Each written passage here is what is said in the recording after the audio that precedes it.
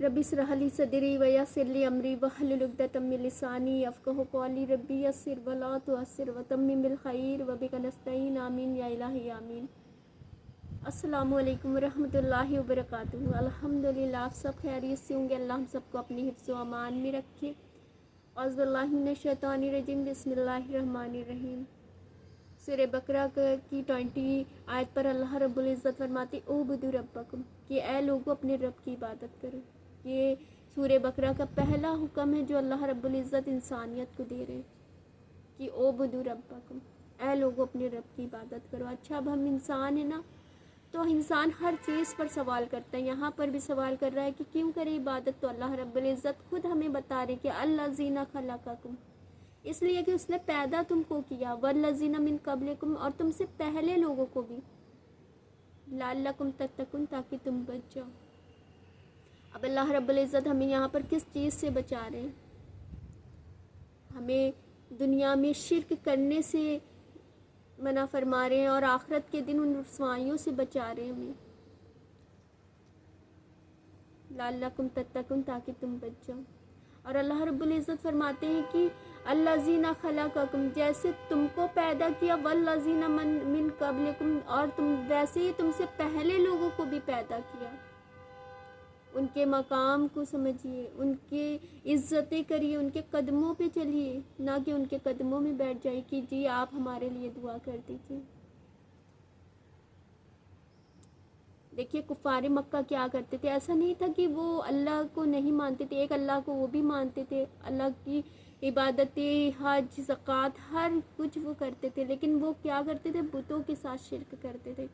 वो कोयले से दीवारों पर पिक्चर बनाते थे, और पिक्चर भी वो किसकी बनाते थे, नूह अलैहिस्सलाम के दौर में जो नेक बंदे थे उनकी वो पिक्चर बनाते थे और उनके आगे बैठ जाते थे कि जी आप हमारे लिए दुआ कर दीजिए, आप अल्लाह के नेक बंदों में से थे, अब आप दुनिया में नहीं हो तो अल्लाह के करीब हो, आप हमारे लिए दुआएं कर दीजिए कि हम तो इतने गुनाहगार बंदे हैं कि हमारा रब तो हमारी सुने का नहीं, आप वसीला बन जाए अल्लाह हमारे लिए। तो देखिए, और एक कुरैशी बंदा कहीं गया और वहाँ से एक हुजा का बुत लाया और कहा कि देखो जहाँ मैं गया था लोग इसके आगे दुआएं करते हैं और अल्लाह उनकी दुआएं कबूल करता है।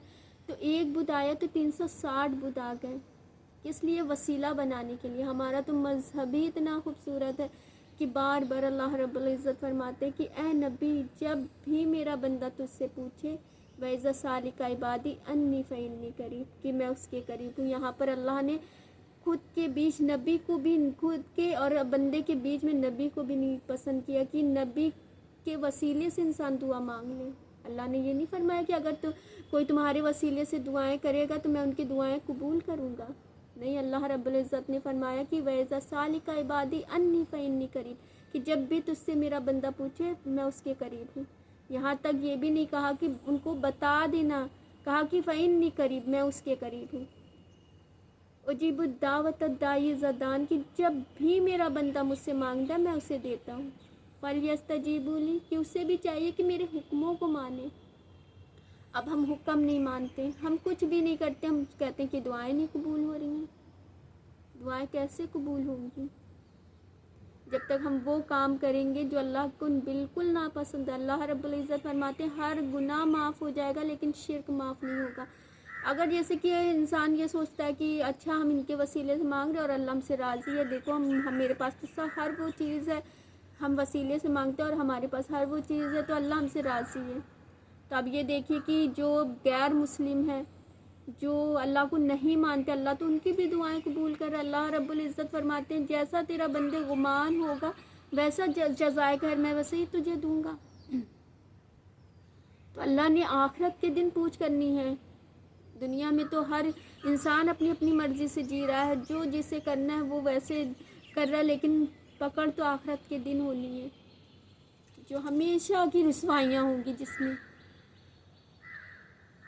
तो हमें अल्लाह ने मौके दिए हैं, दुनिया में ज़िंदगी है तो अल्हम्दुलिल्लाह मौके भी हैं। तो हम उन चीज़ों को देखें कि किस चीज़ से आखिरत के दिन हम रुसवाइयों में हो जाएंगे।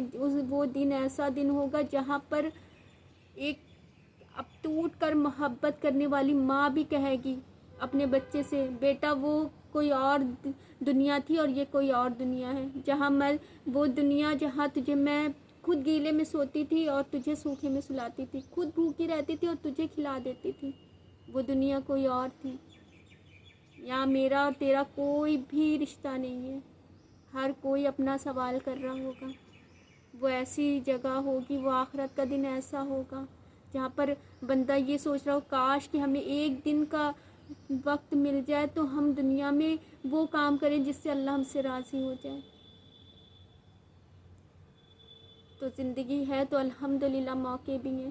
اچھا یہ چیز ہے کہ جو چیز پر ہمیں ڈاؤٹ ہو کہ پتہ نہیں یہ چیز صحیح ہے کہ نہیں صحیح ہے، پتہ نہیں یہ اللہ کے نزدیک پسندیدہ عمل ہے کہ نہیں عمل ہے، جس چیز میں بھی ڈاؤٹ ہو تو وہ کام کرے نہیں۔ ایسا نہیں ہے کہ اللہ نے آپ نے یہ کام نہیں کرنا ہے تو اللہ نے آپ کی کہیں پر اللہ نے جو ہے پکڑ آپ کی رکھنی ہے کہ دیکھو تم نے یہ کام کیوں نہیں کرا۔ کہیں پر بھی یہ چیز نہیں ہے کہ آپ کو کسی کے ذریعے دعائیں مانگنی ہیں۔ یہ دیکھیے حدیث کی بات نہیں ہو رہی ہے، یہ قرآن کے لفظ ہیں جو اللہ رب العزت فرما رہے ہیں۔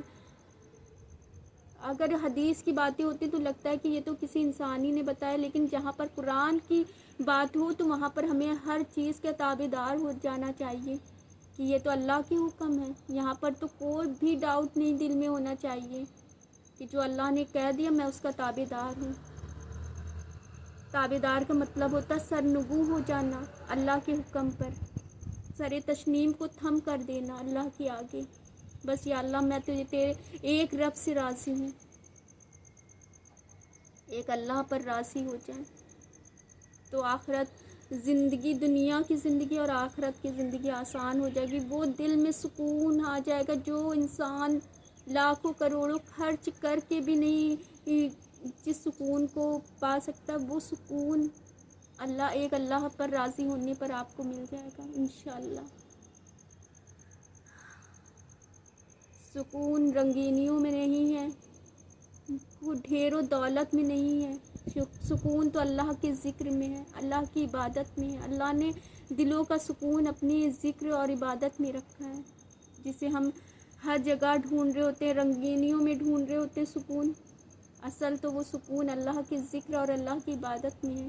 تو ایک اللہ پر راضی ہو جائیں جس سے کہ آخرت کے دن اللہ ہم سے راضی ہو جائے انشاءاللہ۔ بس میری یہی دعا ہے کہ ہر انسان کے لیے اللہ آسانیاں کرے، جس طرح سے ہم دنیا میں ایک ساتھ ہیں، ہم سب وہ سارے کام کرنے والے حکم پر چلنے، ایک اللہ کے حکم پر چلنے والے ہو جائیں، جس سے کہ آخرت کی جس طرح سے ہم دنیا میں ایک ساتھ ہیں اسی طرح سے ہم سب انشاءاللہ جنت الفردوس میں ایک ساتھ ہوں۔ آمین یا رب العالمین۔ ہم سب ایک ساتھ ہوں انشاءاللہ۔ اللہ سے ہدایت کی دعا کیا کریں، اللہ بہت غفور الرحیم ہے۔ اپنے ہاتھ اللہ کی بارگاہ میں بلند کر کے تو دیکھیں، سچے دل سے اللہ سے دعائیں کر کے تو دیکھیں کس طرح سے آپ کو سکون ملتا ہے۔ اور سکون دولت میں نہیں ہے۔ آپ کسی کو دیکھ رہے ہیں بہت دولت مند ہے تو اس کے پاس سکون ہے، سکون اللہ اپنے ذکر سے دیتا ہے انسان کو۔